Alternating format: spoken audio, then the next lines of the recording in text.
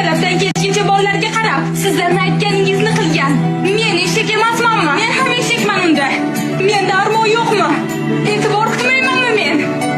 Eshak bo'lganim yetmagandek, o'zimga ham vaqtim yo'q. Yana senga vitamin bera olmayotgan ekanman, ha? Ko'rinishim yoqmaydi, figuram yoqmaydi, ustimdan ovqat sasiydi. Men senga turmushga chiqishimdan oldin bunday emasdim. Meni bu ahvolga solgan sensan. Sen, tushundingmi?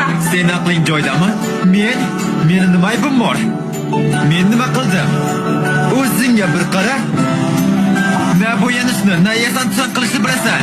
Men uyga kirganda ko'zi olarib turgan taxtayni emas, chiroyli ayolni ko'rgim keladi. Qachon?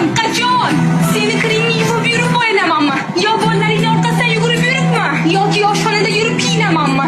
Uyni ishlari tugamaydi, maqsad. Sen bilan gaplashgim kelmayapti. Albatta gaplashging kelmaydi, albatta. Men qiziq emasman-ku senga. Bilasanmi nega? Sababi sen alohida rivojlanib ketgansan. Meni bu oshxonaga qamading-da, o'zing bo'lak ketding. Men bu yerda bolalarni tug'arkanman, katta qilarkanman, boqarkanman, uyda o'tirarkanman. Sen bo'lsang yurasan, kimni ko'rsang quchoqlashib. Ularga uylanayotganingizda ularga va'dalar berasizlar. Keyin ayol kishi homilador bo'lib qiynalib yuradi.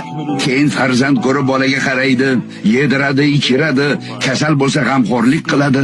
Buning uchun sog'lig'ini, yoshligini sarflaydi. Keyin ayolni yoshi katta bo'lgach, eri undan yuz o'girishi adolatdanmi?